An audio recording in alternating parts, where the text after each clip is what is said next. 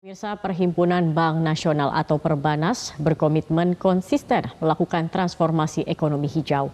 Perbanas optimistis sinergitas bersama pemerintah akan terus terwujud dalam pembangunan nasional menuju Indonesia Emas 2045.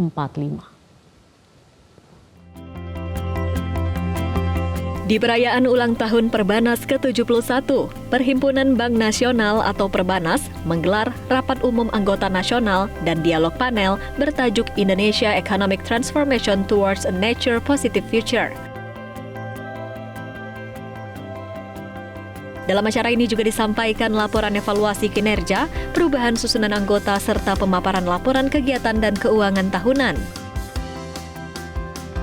Perbanas optimistis, sinergitas Perbanas bersama BUMN dapat terwujud.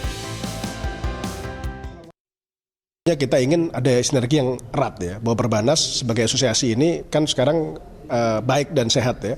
Nah, kita ingin Perbanas ini nanti mengalign tentunya nanti dengan sektor-sektor yang ada di BUMN. Saya kebetulan nanti akan pegang sektor energi kan sebagai contoh dan pertambangan. Nah, ini hari ini topiknya adalah mengenai transisi hijau.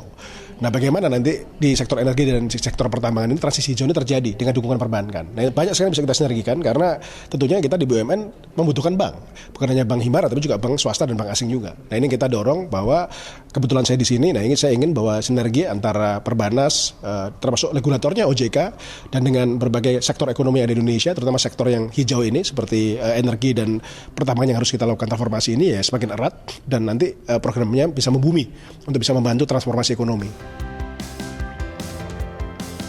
Tidak hanya itu, Perbanas sebagai bidang strategis dan regulasi memegang peranan penting dalam kontribusi devisa negara.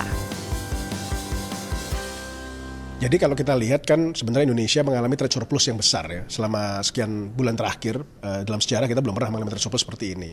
Nah, tantangannya bagaimana secara ekonomi ini bisa kita capture devisa ini. Nah, ini ada dua aspek. Pertama adalah bagaimana kita menjaga agar devisa yang kita ekspor ini sebagian adalah tinggal di Indonesia. Nah, ini kita sedang bekerja sama dengan pemerintah dan dengan BI OJK supaya para eksportir ini juga nyaman menempatkan dana di dalam negeri, termasuk memberikan insentif untuk suku bunga yang bersaing dengan suku bunga di luar negeri. Yang kedua adalah bagaimana juga kita membangun pembenahan jangka panjang. Karena untuk Indonesia bisa maju ke depan di sektor energi seperti untuk transisi energi ataupun di sektor mineral untuk hilirisasi pasti membutuhkan pembunuhan dana dolar juga jangka panjang. Nah, ini peran kita bagaimana kita mengelola cash flow dolar di Indonesia supaya tidak terjadi capital outflow, tapi juga mengundang dana jangka panjang untuk pembiayaan untuk transformasi ke depan. Di masa depan, peran perbankan menjadi lebih penting karena selain menambah devisa negara, perbankan pun menjadi tolak ukur dari kekuatan ekonomi Indonesia di mata dunia. Dari Jakarta, Reva Waluko, Syadam Arahman, Metro TV. Kami akan